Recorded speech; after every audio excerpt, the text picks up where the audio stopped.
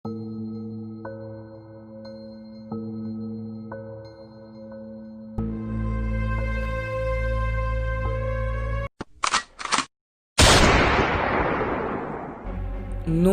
বন্ধুরা, আশা করি ভালোই আছো। আর একটু ভালো করার জন্যই আজ আমরা নিয়ে চলে এসেছি একটা নতুন গল্প। আচ্ছা, তোমরা কোনোদিনও ভেবে দেখেছো যদি আধুনিক যুগে তোমাদের কাছে একটা রোবট হতো তাহলে কত সুবিধেই না হয়ে যেত। তো এই বছর সত্যজিৎ রায়ের শতবর্ষ উপলক্ষে আমরা নিয়ে চলে এসেছি প্রফেসর শঙ্কু ও রোবো। এই গল্পটা প্রকাশিত হয় 1970 খ্রিস্টাব্দে আনন্দবাজার পত্রিকায়। প্রধান চরিত্রে প্রফেসর শঙ্কু, রবু, পমার আর বর্গেল্ট।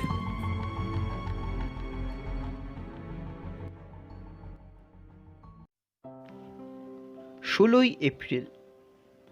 আজ জার্মানি থেকে আমার চিঠির উত্তরে বিখ্যাত বৈজ্ঞানিক প্রফেসর পমারের চিঠি পেয়েছি। তিনি লিখেছেন, প্রিয় প্রফেসর শঙ্কু, তোমার তৈরি রোবট বা যান্ত্রিক মানুষ সম্বন্ধে তুমি যা লিখেছ তাতে আমার যত না আনন্দ হয়েছে তার চেয়েও বেশি হয়েছে বিস্ময়।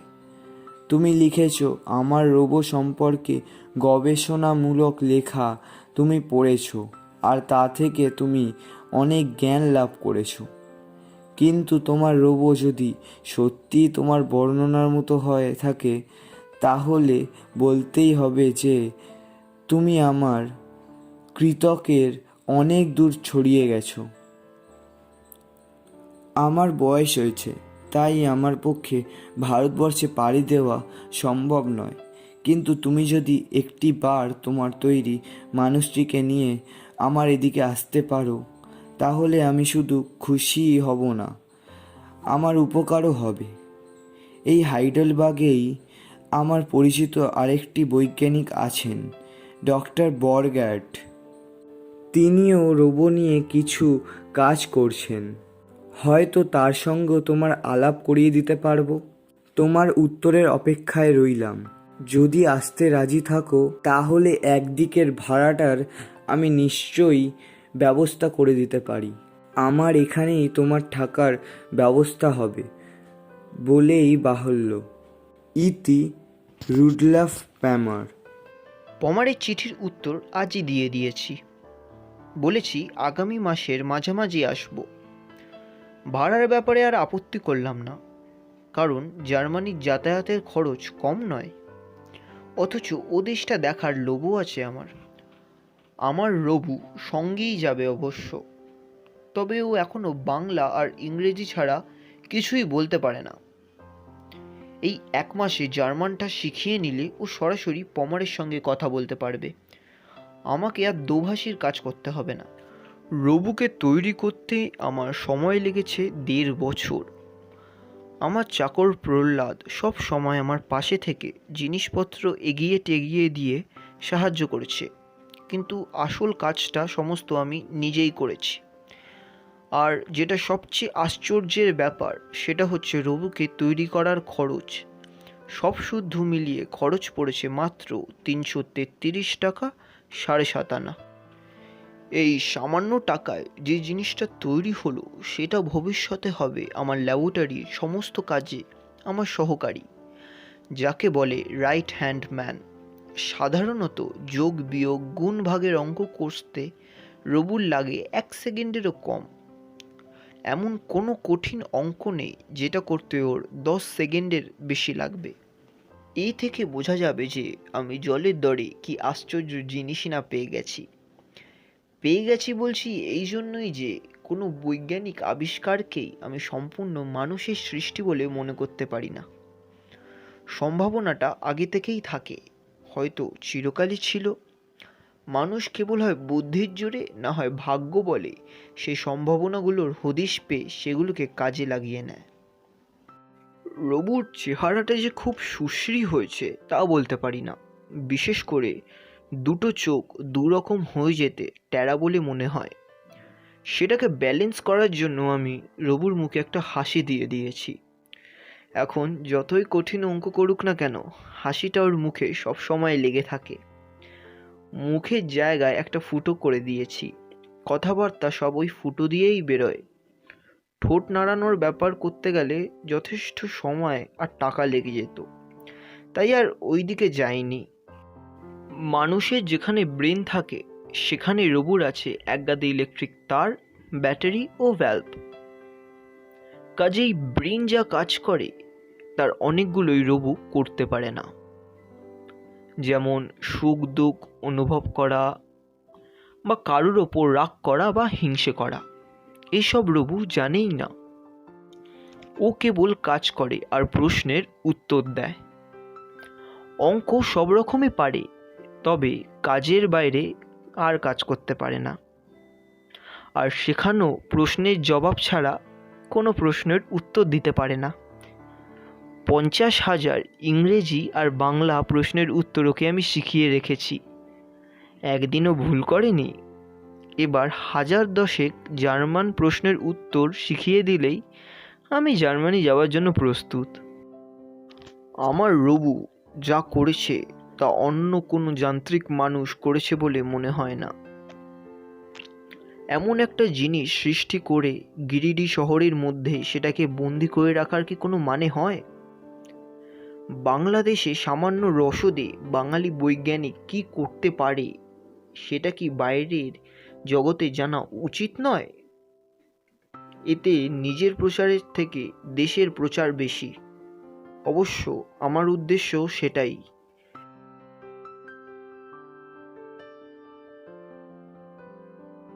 18ই এপ্রিল।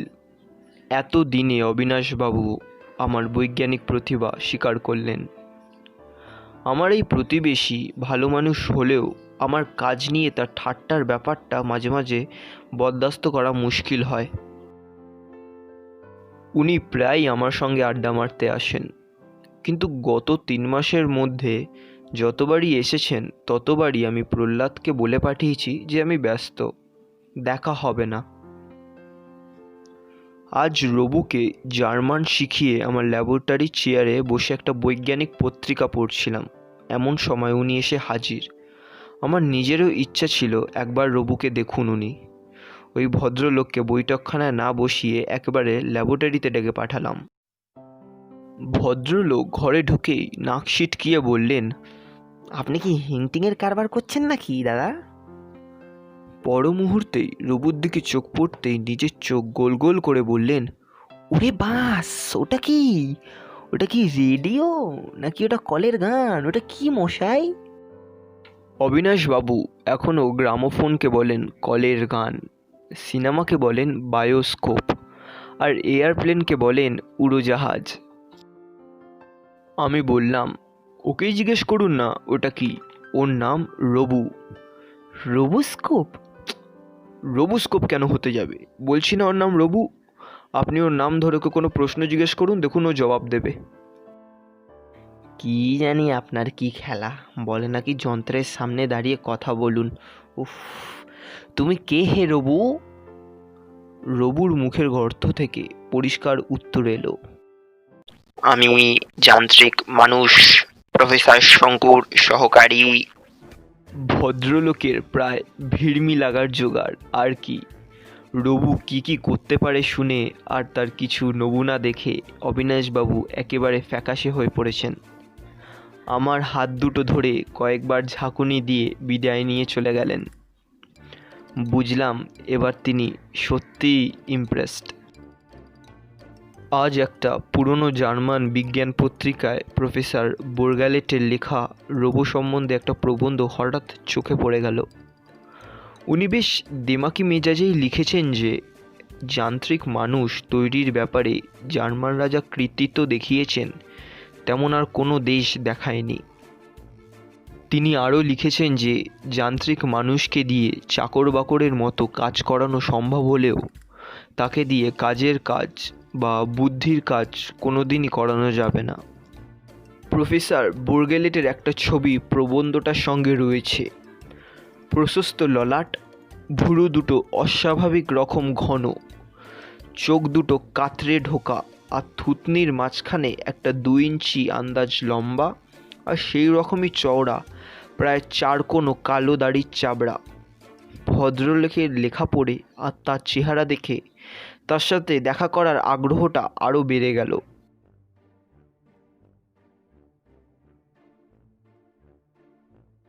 23শে মে, আজ সকালে হাইডেলবার্গ পৌঁছেছি। ছবির মতো সুন্দর শহর, ইউরোপের প্রাচীনতম বিশ্ববিদ্যালয়ের অবশিষ্টির জন্য প্রসিদ্ধ। নেকার নদী শহরের মধ্যে দিয়ে বয়ে গেছে। পেছনে প্রহরীর মতো দাঁড়িয়ে আছে সবুজ বনে ঢাকা পাহাড়। এই পাহাড়ের ওপর রয়েছে হাইডেলবার্গের ঐতিহাসিক কেল্লা। শহর থেকে 5 মাইল বাইরে মনোরম প্রাকৃতিক পরিবেশে প্রফেসর পমারের বসস্থান। 70 বছরের বৃদ্ধ বৈজ্ঞানিক আমাকে যে কী খাতির করলেন তা বলে বোঝানো যাবে না। বললেন, ভারতবর্ষের প্রতি জার্মানির একটা স্বাভাবিক টান আছে, জানো বোধ হয়। আমি তোমাদের দেশের প্রাচীন সাহিত্য, দর্শন ইত্যাদি অনেক বই পড়েছি। ম্যাক্রোমিলার এসব বই চমৎকার অনুবাদ করেছেন। তার কাছে আমরা বিশ্বভাবে ঋণী। তুমি একজন ভারতীয় বিজ্ঞানিক হয়ে আজ যা করেছ তাতে আমাদের দেশেরও গৌরব বাড়ল। রবুকে তার সাইজ অনুযায়ী একটা প্যাকিং কেসে খড়, তুলো, করাতের গুঁড়ো ইত্যাদির মধ্যে খুব সাবধানে শুইয়ে নিয়ে এসেছিলাম। পমারের তাকে দেখার জন্য খুবই কৌতূহল হচ্ছে জেনে আমি দুপুরের মধ্যেই তাকে বাক্স থেকে বার করে ঝেড়ে পুছে পমারের ল্যাবরেটরিতে দাঁড় করালাম।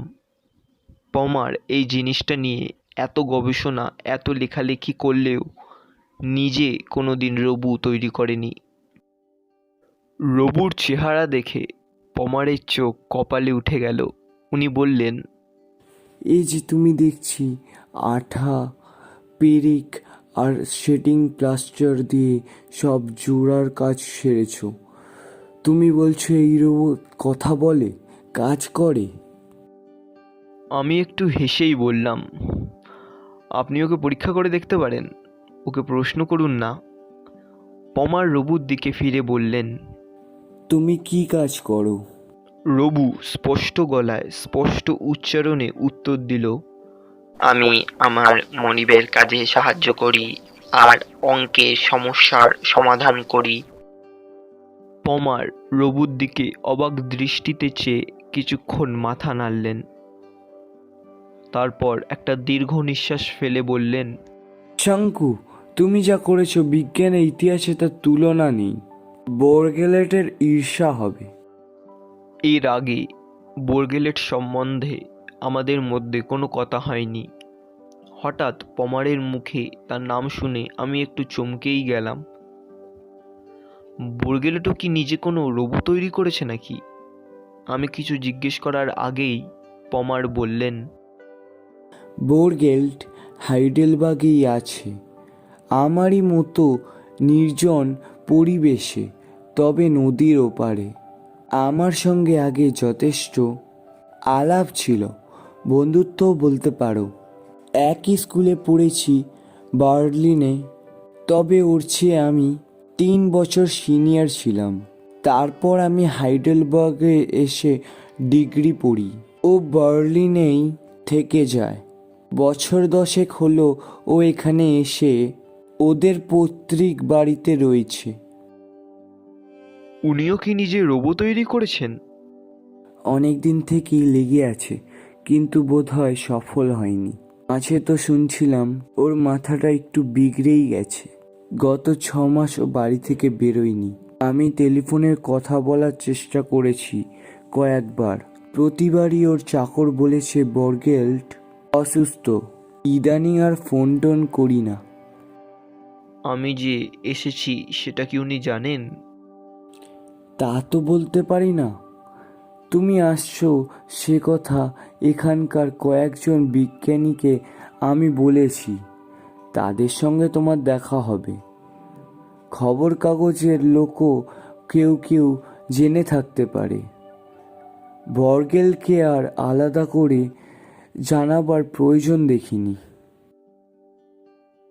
আমি চুপ করে রইলাম। দেয়ালে একটা কুকু ক্লকে কুক কুক করে 4টে বাজলো। খোলা জানলার বাইরে বাগান দেখা যাচ্ছে, তারও পিছনে পাহাড়। দু একটা পাখির ডাক ছাড়া আর কোনো শব্দ নেই। রাশিয়ার স্ট্রাগনফ, আমেরিকার প্রফেসর স্টাইনার, ইংল্যান্ডের ডাঙ্ক ম্যানিংস, এরা সকলেই রোবো তৈরি করছেন। জার্মানিতেও 3-4টে রোবো তৈরি হয়েছে, আর সেগুলো সবই আমি দেখেছি। কিন্তু তাদের কোনোটাই এত সহজে তৈরি হয়নি, আর এমন স্পষ্ট কথাও বলতে পারে না। আমি বললাম, ও কিন্তু অঙ্ক করতে পারে। ওকে যে কোনো অঙ্ক দিয়ে পরীক্ষা করে দেখতে পারেন। পমার অবাক হয়ে বললেন, বলো কি, ও আইয়ের বাকে ইকুয়েশন জানে? জিজ্ঞেস করে দেখুন। রবুকে পরীক্ষা করে পমার বললেন, এ একবারে তাজ্জব কাণ্ড। সাবাস তোমার প্রতিভা। তোমার রোবো কি মানুষের মতো অনুভব করতে পারে? না, ওই জিনিসটাও পারে না। আর কিছু না হোক, তোমার ব্রেনের সঙ্গে ওর যদি একটা সংযোগ থাকতো তাহলে খুব ভালোই হতো। অন্তত তোমার সুখ দুঃখ যদিও বুঝতে পারতো, তাহলে ওকে দিয়ে তোমার অনেক উপকার হতে পারতো। ও সত্যি তাহলে তোমার একজন নির্ভরযোগ্য সাথী হতে পারতো। পমার যেন একটু অন্যমনস্ক হয়ে পড়লেন। তারপর বললেন, আমি এই ব্যাপারটা নিয়ে অনেক ভেবেছি। একটা যান্ত্রিক মানুষকে কি করে একটা রক্ত মাংসের মানুষের মনের কথা বোঝানো যায়, এ নিয়ে অনেক দূর আমি এগিয়েও ছিলাম, কিন্তু তারপর বুড়ো হয়ে পড়লাম। ব্রেনটা ঠিকই ছিল, কিন্তু হৃদরোগ ধরে কাবু করে দিল। আর যে রোবোর ওপর এইসব পরীক্ষা চালাবো সেইটা তৈরি করার আমার সামর্থ্যও রইল না। আমি বললাম, আমি রবুর কাজে দিব্যি খুশি আছি। ও যতটুকু করে তাই আমার পক্ষে যথেষ্ট। পমার কিছু বললেন না। তিনি দেখি এক দৃষ্টে রবুর দিকে চেয়ে আছেন। রবুর মুখে সেই হাসি। ঘরের জানলা দিয়ে পড়ন্ত রোদ ঢুকে রবুর বা চোখটার ওপর পড়েছে। রোদের ঝলসানিতে ইলেকট্রিকের বাল্বেরও চোখে মনে হয় হাসছে। 24শে মে, এখন রাত 12টা। আমি পমারের বাড়ি দোতলার ঘরে বসে আমার ডায়েরি লিখছি। গতকাল মাঝরাত্রির থেকে আরম্ভ করে আজ সারাদিনের মধ্যে অনেকগুলো ঘটনা ঘটেছে, যেগুলো সব গুছিয়ে লেখার চেষ্টা করছি। কতদূর পারবো তা জানি না, কারণ আমার মন ভালো নেই। জীবনে আজ প্রথমবার মনে সন্দেহ জেগেছে যে আমি নিজেকে যত বড় বৈজ্ঞানিক বলে মনে করেছিলাম, সত্যি আমি তত বড় কি না। তাই যদি হতাম, তাহলে এভাবে অপদস্থ হলাম কেন? কাল রাত্রের ঘটনাটা আগে বলি। এটা তেমন কিছু না, তবু লিখে রাখা ভালো। রাত্রে পমার আর আমি ডিনার শেষ করে উঠেছি 9টায়। তারপর দুজনে বৈঠকখানায় বসে কফি খেতে খেতে অনেক গল্প করেছি। তখন পমারকে মাঝে মাঝে অন্যমনস্ক হয়ে পড়তে দেখেছি। কি ভাবছিল কে জানে। হয়তো রবুকে দেখা পর ওর নিজের অক্ষমতার কথা বারবার মনে পড়ে যাচ্ছে।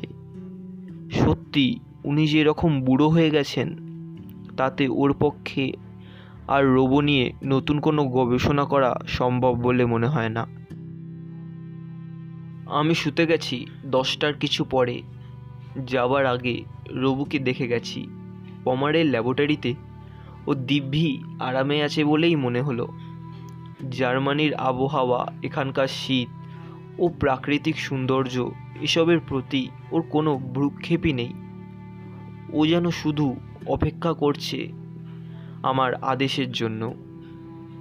ঘুমাতে যাওয়ার আগে আমরা দুই বৈজ্ঞানিক জার্মান ভাষায় ও ওর কাছে বিদায় নিলাম। রবু পরিষ্কার গলায় বলল, গুডে নাইট হের প্রফেসর শঙ্কু, গুডে নাইট হের প্রফেসর পমার। বিছানার পাশে বাতি জ্বালিয়ে কিছুক্ষণ একটা ম্যাগাজিন উল্টে পাল্টে পড়ছিলাম। তখনই নিচের ঘড়িতে 11টা বাজলো। আমি বাতি নিভিয়ে শুয়ে পড়লাম। মাঝরাত্রিরে যখন ঘুম ভেঙেছে তখন কটা বাজে জানি না। ঘুমটা ভেঙেছে একটা আওয়াজ শুনেই, আর সেই আওয়াজটা এসেছে আমার ঘরের ঠিক নিচে পমারের ল্যাবরেটরি থেকে। একবার মনে হচ্ছে কাঠের মেঝের ওপর মানুষের পায়ের আওয়াজ, আর একবার মনে হচ্ছে যন্ত্রপাতি ঘাঁটার শব্দ। তবে আওয়াজটা 5 মিনিটের বেশি আর শুনতে পেলাম না। তাও বেশ কিছুক্ষণ কান খাড়া করে শুয়ে রইলাম, যদি আরও কোনো শব্দ হয়। কিন্তু তারপর ঘড়িতে 3টে বাজার শব্দ ছাড়া আর কিছুই শুনতে পেলাম না। সকালে ব্রেকফাস্টের সময় পমারকে আর এই বিষয়ে কিছু বললাম না, কারণ আমার ঘুমের কোনো রকম ব্যাঘাত হয়েছে শুনলে উনি যদি আবার ভারী ব্যস্ত হয়ে পড়েন। ব্রেকফাস্টের পর বেড়াতে যাব বলে ঠিক করেছিলাম, কিন্তু টেবিল ছেড়ে ওঠার আগেই পমারের চাকর কুর্ট এসে একটা ভিজিটিং কার্ড তার মনিবের হাতে দিল। নাম পড়ে পমার অবাক হয়ে বলল, সে কি, বরগেল্ড এসেছে দেখছি। আমি খবরটা জেনে রীতিমতো অবাক হলাম। বৈঠকখানায় গিয়ে দেখি গিরিটিতে থাকতে জার্মান পত্রিকার ছবিতে যে মুখ দেখেছিলাম সে একই মুখ, কেবল চুলে আরও অনেক বেশি পাক ধরেছে। আমরা ঢুকতেই বোরগেলেট সোফা থেকে উঠে দাঁড়িয়ে আমাদের অভিনন্দন জানালেন। এত বয়স সত্ত্বেও তার চটপটে মিলিটারি ভাব দেখে আমি আশ্চর্য হলাম। এরও তো প্রায় 70-এর কাছাকাছি বয়স, কিন্তু কি জোয়ান স্বাস্থ্য। পমার বললেন, কই বরগেল্ড, তোমাকে দেখে তো লম্বা অসুখ থেকে উঠেছ বলে মোটেই বোধ হচ্ছে না, বরং মনে হচ্ছে চেঞ্জে গিয়ে শরীর সারিয়ে এসেছো। বোরগেলেট ভারী গলায় হো হো করে হেসে বললেন, অসুখ বললে লোকের উৎপাতটা কম করে, ব্যস্ত আছি বললে অনেক সময় কাজ হয় না, বরং লোকের তাতে কৌতূহলটা বেড়েই যায়। আর তখন ছাড়া টেলিফোন করে বারবার জানাতে চায় ব্যস্ততার কারণ কি। বুঝতেই পারছো সেই কারণটা সবসময় বলা যায় না। তা অবশ্যই যায় না। পমার বোরগেলেটকে পানীয় অফার করতে ভদ্রলোক মাথা নেড়ে বললেন, ওই জিনিসটা একদম ছেড়ে দিয়েছি, আর আমার সময়ও খুব বেশি নেই। আমি আজকের খবরে কাগজে রবু সহ প্রফেসর শঙ্কু এখানে আসার কথা বললাম। ও ব্যাপারে আমার কিরকম কৌতূহল সে তো জানোই, তাই খবর না দিয়ে একেবারে শঠাং চলে এলাম। আশা করি কিছু মনে করনি। না না। আমি বললাম, আপনি বোধহয় তাহলে আমার যন্ত্রটা একবার দেখতে চান। সেই জেনেই তো আশা। আপনি কিভাবে অসম্ভবকে সম্ভব করলেন সেইটা জানার স্বভাবতই একটা আগ্রহ হচ্ছে। বোরগেলেটকে ল্যাবরেটরিতে নিয়ে এলাম। রবুকে দেখতেই বোরগেলেটের প্রথম কথা হলো, আপনি বোধহয় চেহারাটার দিকে বেশি দৃষ্টি দেননি। আমার মনে হয় এই জিনিসটাকে যান্ত্রিক মানুষ না বলে কেবল যান্ত্রিক বলাই ভালো, তাই নয় কি? এটা অবশ্যই আমি অস্বীকার করতে পারলাম না। বললাম, আমি কাজের উপরই জোরটা দিয়েছি বেশি, সেটা ঠিক। অ্যাপোলোর মতো নিখুঁত সুদর্শন মানুষকে নিশ্চয়ই বলা চলবে না। আপনার রোবো ভালো অঙ্ক খুঁজতে পারে শুনেছি। টেস্ট করুন। বোরগেলেট রবুর দিকে ফিরে বললেন, দুয়ে দুয়ে কত হয়? উত্তরটা রবুর মুখ থেকে এত জোরে এলো যে পমারের ল্যাবরেটরির কাছের জিনিসপত্রগুলো সব ঝনঝন করে উঠল। এত জোরে রবু কখনো কথা বলে না। স্পষ্ট বুঝলাম, আর বুঝে একটু অবাক হলাম যে বোরগেলেটের প্রশ্নে রবু বিরক্ত হয়েছে। বোরগেলেটের নিজের হাবভাবও এই দাবরানির চোটে একটু আড়ষ্ট বলে মনে হলো। তিনি একের পর এক কঠিন অঙ্কের প্রশ্ন রবুকে করতে লাগলেন, আর যথারীতি রবু 5 থেকে 7 সেকেন্ডের মধ্যেই প্রত্যেক প্রশ্নের জবাব দিয়ে গেল। গর্বে আমার বুক ফুলে উঠল। বোরগেলেটের দিকে চেয়ে দেখি এই 40 ডিগ্রি শীতেও তার কপালে বিন্দু বিন্দু ঘাম দেখা যাচ্ছে। প্রায় 5 মিনিট প্রশ্ন করার পর বোরগেলেট আমার দিকে ফিরে বললেন, অঙ্ক ছাড়া আর কি কি জানে ও? আমি বললাম, আপনার বিষয়ে ওর অনেক তথ্য জানা আছে, জিজ্ঞেস করে দেখতে পারেন। আসবার আগে একটা জার্মান বিজ্ঞান কোষ থেকে বোরগেলেটের জীবন সংক্রান্ত অনেক খবর রবুর মধ্যে পুড়িয়ে দিয়েছিলাম। আমি আন্দাজ করেছিলাম যে বোরগেলেট রবুকে প্রশ্ন করতে পারেন। বোরগেলেট আমার কথা শুনে যেন একটু অবাক হলেন। তারপর বললেন, এত জ্ঞান আপনার যন্ত্রের? বেশ, বলো তো হে রবু, আমার নামটি কি? রবুর মুখ দিয়ে কথা বেরোলো না। 1 সেকেন্ড, 2 সেকেন্ড, 10 সেকেন্ড, 1 মিনিট, কোনো উত্তর নেই, কোনো শব্দ নেই, কোনো কিছুই নেই। রবু যেন ঘরের আলমারি, টেবিল, চেয়ার, যন্ত্রপাতির মতোই নিষ্প্রাণ, নির্জীব। এবার আমার ঘাম ছোটার পালা। আমি এগিয়ে রবুর মাথার ওপরে বোতামটা নিয়ে টেপাটেপি করলাম। এটা নাড়ালাম, ওটা নাড়ালাম, এমনকি রবুর সমস্ত শরীরটাকে নিয়ে বারবার ঝাঁকুনি দিলাম। ভিতরের কলকবজা সব ঝনঝন করে উঠল, কিন্তু কোনো ফল হলো না। রবু আজ আমার এবং ভারতীয় বিজ্ঞানের সমস্ত মান সম্মান এই 2 বিখ্যাত বিদেশি বৈজ্ঞানিকের সামনে মাটিতে মিশিয়ে দিল। বোরগেলেট মুখ দিয়ে হু করে একটা শব্দ করে বললেন, ওটাই যে একটা বড় রকমের ডিফেক্ট রয়ে গেছে, তাতে কোনো সন্দেহ নেই। যাই হোক, অঙ্কটাও ভালোই জানে। যদি অসুবিধা না হয়, কাল বিকালে ওইটাকে নিয়ে একবার আমার বাড়িতে গেলে আমি সরিয়ে দিতে পারি বলে মনে হয়। আর আমারও কিছু দেখবার আছে।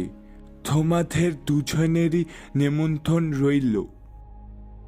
বোরগেলেট বিদায় নিয়ে চলে গেলেন। পমার আমার মনের অবস্থা বুঝতে পেরেছিলেন, আর আমিও বুঝতে পেরেছিলাম তিনিও নিজে খুব বিবৃত বোধ করছেন। আমার কাছে ব্যাপারটা ভারী আশ্চর্য লাগছে। এসো তো দেখা যাক ও এখন আবার ঠিকমতো কথা বলছে কিনা। ল্যাবরেটরিতে ফিরে গিয়ে রবুকে প্রশ্ন করতেই সে আবার যথারীতি জবাব দিল। হাঁটাচলাও ঠিক করলো। বুঝতে পারলাম যে ঠিক ওই একটা প্রশ্নের মুহূর্তে ওর মধ্যে কোনো একটা সাময়িক গণ্ডগোল হয়েছিল, যার জন্য বেচারা জবাব দিতে পারেনি। এ ব্যাপারে দায়ী করতে হলে আমাকেই করতে হবে, ওর আর কি দোষ। সন্ধ্যের দিকে বোরগেলেটের কাছ থেকে টেলিফোন এলো। ভদ্রলোক আগামীকালে নেমন্তন্নর কথা মনে করিয়ে দিলেন। মন থেকে অস্বস্তি যাচ্ছিল না, কাজেই রাত্রে পাছে ঘুম না হয় সেই জন্য আমার তৈরি ঘুমের ওষুধ সোমনোলিনের একটা বড়ি খেয়ে নিয়েছি। একটা কথা মনে পড়ে একটু খটকা লাগলো। কাল মাঝরাত্রিরে খুটখুট আওয়াজ কেন হচ্ছিল? পমার নিজে কি ল্যাবরেটরিতে কাজ করছিলেন, নাকি রবুর ভিতরে কলকবজা তিনি কিছু বিগড়ে দিয়েছে? পমার আর বোরগেলেটের মধ্যে কোনো ষড়যন্ত্র চলছে না তো? 27 মে, কাল দেশে ফিরব। হাইডেলবার্গের বিভীষিকা কোনোদিন মন থেকে মুছবে বলে মনে হয় না। তবে একটা নতুন জ্ঞান লাভ করেছি এখানে এসে। এইটা বুঝেছি যে বৈজ্ঞানিকরা সম্মানের যোগ্য হলেও তারা সকলেই বিশ্বাসের যোগ্য নয়। কিন্তু যখন ঘটনাটা ঘটল তখন এসব কথা কিছুই মনে হয়নি।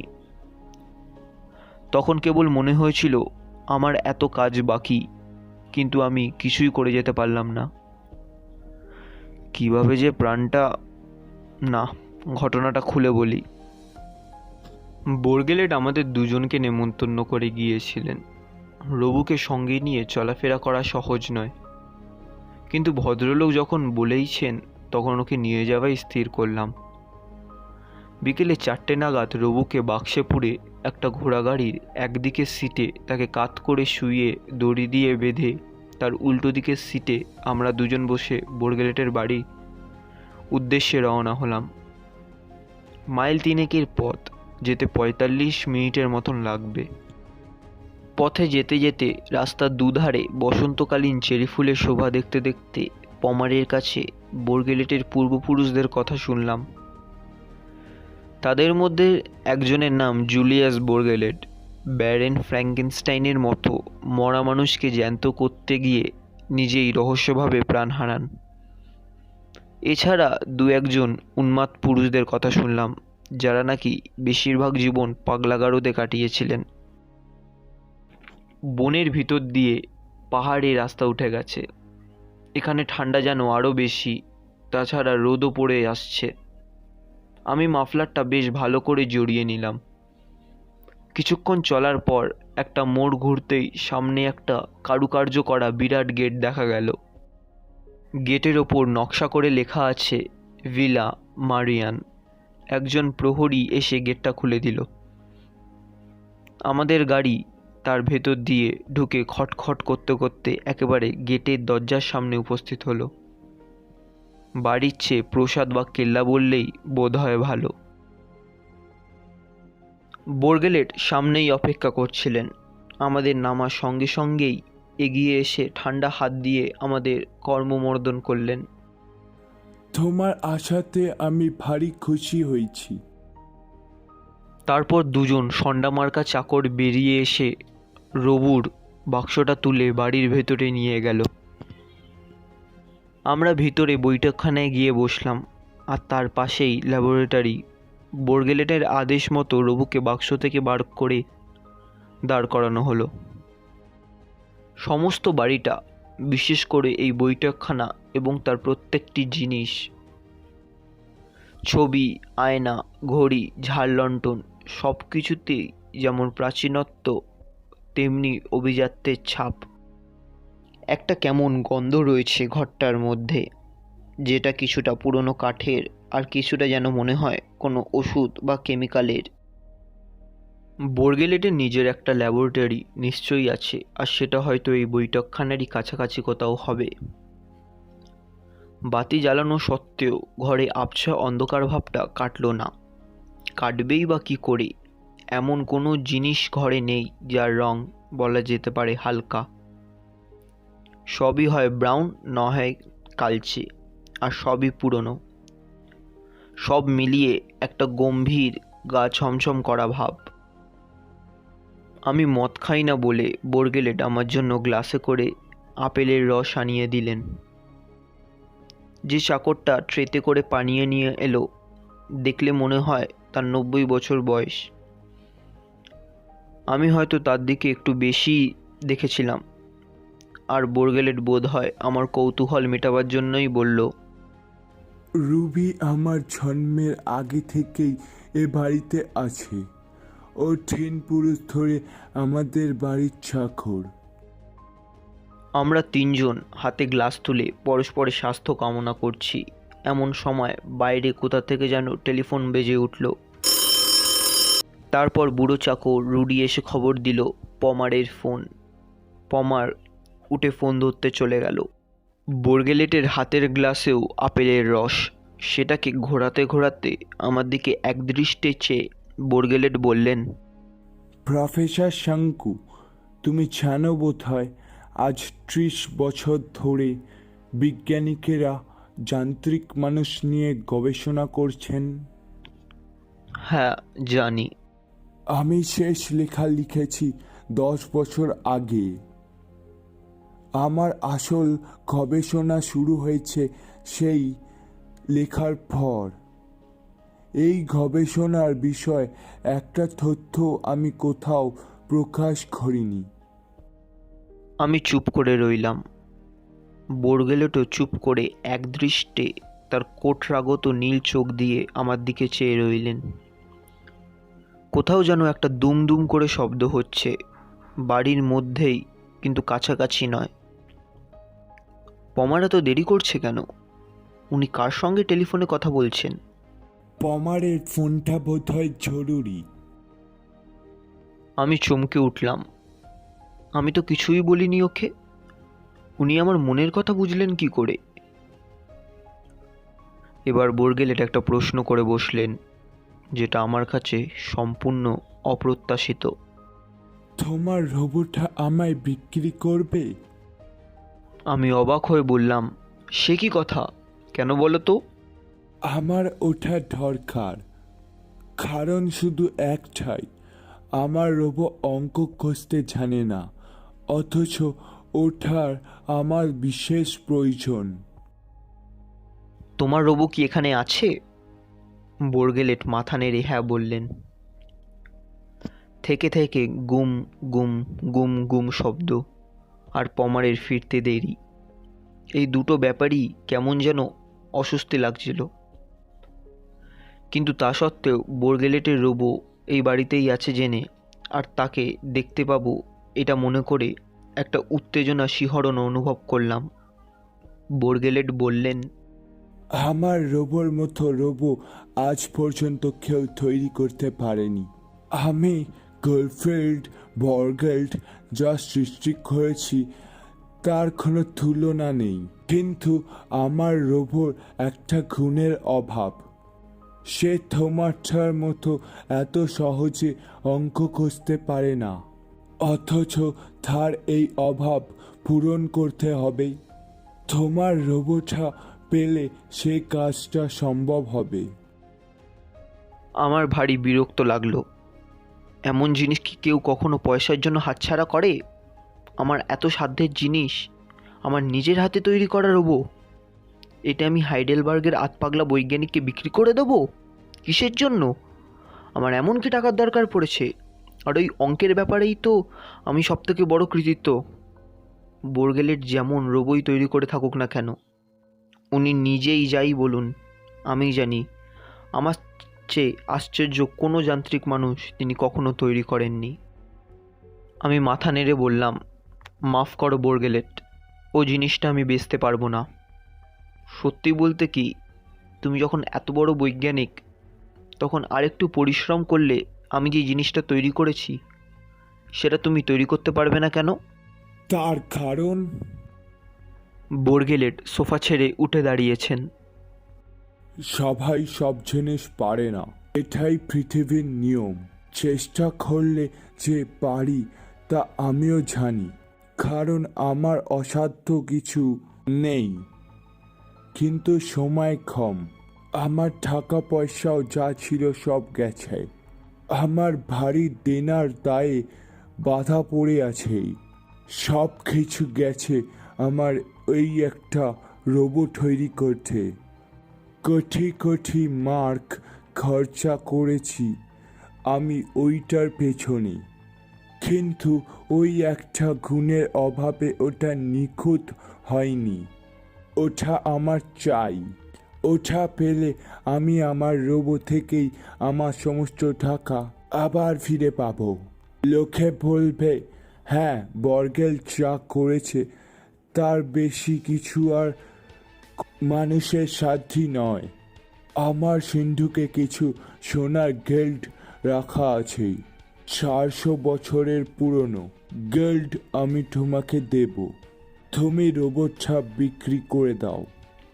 সোনার লোভ দেখাচ্ছে আমাকে। লোভ জিনিসটা যে কতকাল আগে জয় করেছি তা তো আর বোরগেলেট জানে না। এবার আমি আমার গলার স্বর গম্ভীর করে বললাম, তোমার কথাবার্তার সুর আমার ভালো লাগছে না বোরগেলেট। সোনা কেন, হীরের খান দিলেও আমি আমার রোবট তোমাকে বিক্রি করব না। তাহলে আর তুমি কোনো রাস্তা রাখলে না আমার জন্য?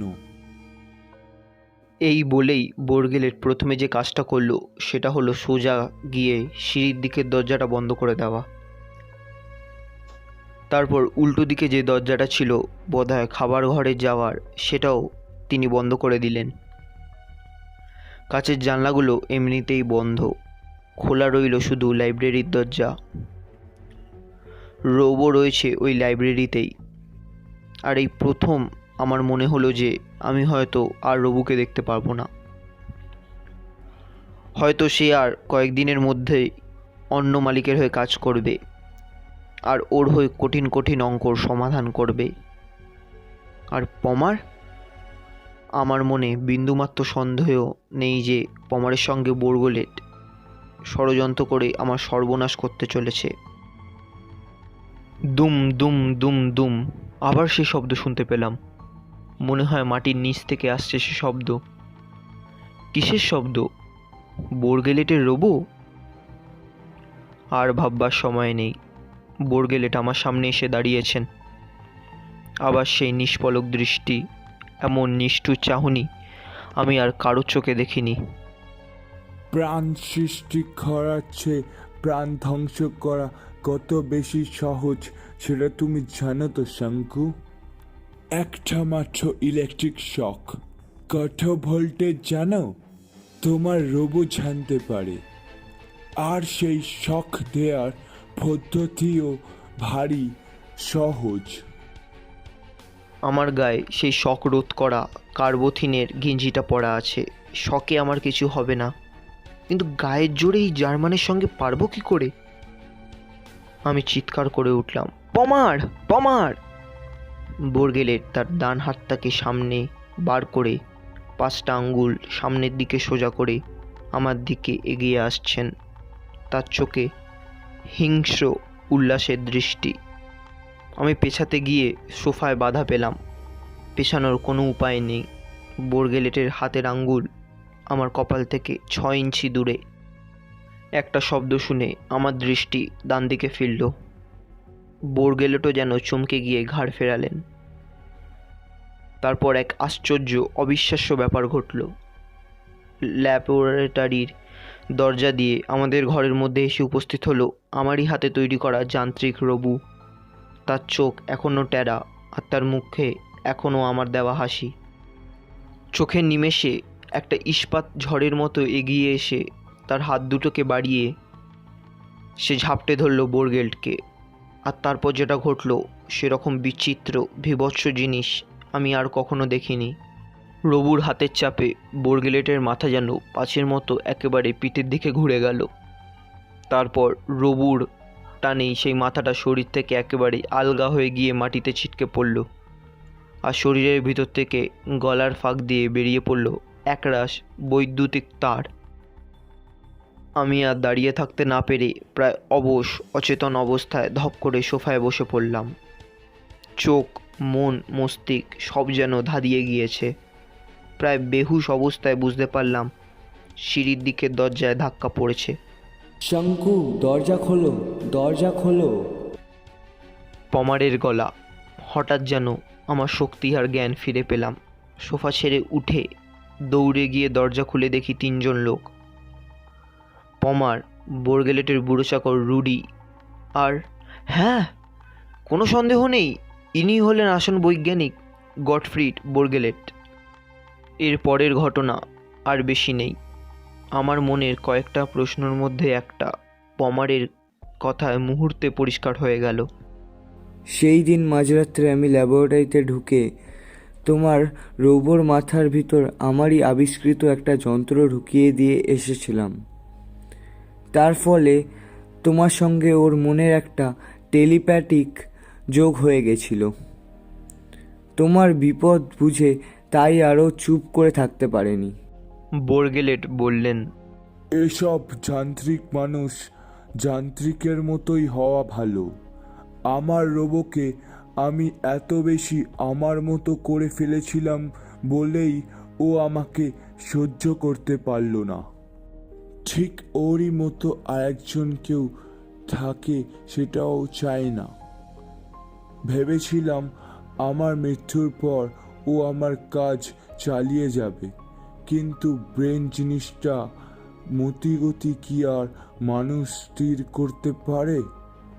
যেই ওর বাঁধন খুলে দিলাম অমনি ও আমাকে বন্দি করে ফেললো। আমাকে মারেনি, তার কারণ ও জানতো যে বিগড়ে গেলে আমি ছাড়া ওর গতি নেই। রুডি সবই জানতো, কিন্তু ভয়ে কিছু করতে পারছিল না। আজকে ফোনের ধাপ্পাটা রুডিরই কাজসাজি। ও চেয়েছিল আমাকে বাইরে এনে বরগেল্টের বন্দি হওয়ার কথাটা বলে, তারপর দুজনে মিলে তাকে উদ্ধার করার চেষ্টা করে। সেই ফাঁকে যে তোমার জীবন এইভাবে বিপন্ন হবে তা আমি ভাবতেও পারিনি। একটা জিনিস হঠাৎ বুঝতে পেরে আমার মনটা খুশিতে ভরে উঠল। বললাম, রবু সেই দিন বোরগেলেটের নাম কেন বলেননি বুঝতে পারছেন তো? যে আসলে বোরগেলেট নয়, তার নাম বোরগেলেটও বলবে কি করে? আমরা বুঝতে পারিনি, কিন্তু ও ঠিক বুঝেছিল। যন্ত্রই যন্ত্রকে চেনে ভালো।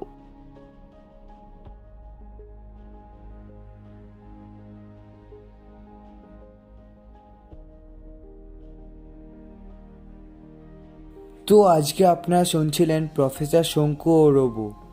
গল্প পাঠে প্রফেসর শঙ্কু ও রোবোর চরিত্রে ঋষভ, পমার ও বরগেল্টের চরিত্রে আমি ঈশান। আশা করি আজকের গল্প আপনাদের ভালোই লাগলো, আর ভালো লাগলে লাইক অ্যান্ড শেয়ারটা করে দেবেন। আর সাবস্ক্রাইব না করলে কি করছো তোমরা? এখানে গল্প বলা হয়, শুনলে মজা পাবে। একটু সাবস্ক্রাইবটা করে দেবেন, আর সাবস্ক্রাইবের পাশে যে বেল আইকনটা আছে ওটা প্লিজ দয়া করে বাজিয়ে দেবেন, যাতে আমাদের গল্প ছাড়ার পরেই নোটিফিকেশানটা আপনাদের কাছে চলে আসে। তো আবার দেখা হচ্ছে পরে একটা নতুন গল্প নিয়ে। ততক্ষণের জন্যে ভালো থাকবেন ও ভালো রাখবেন।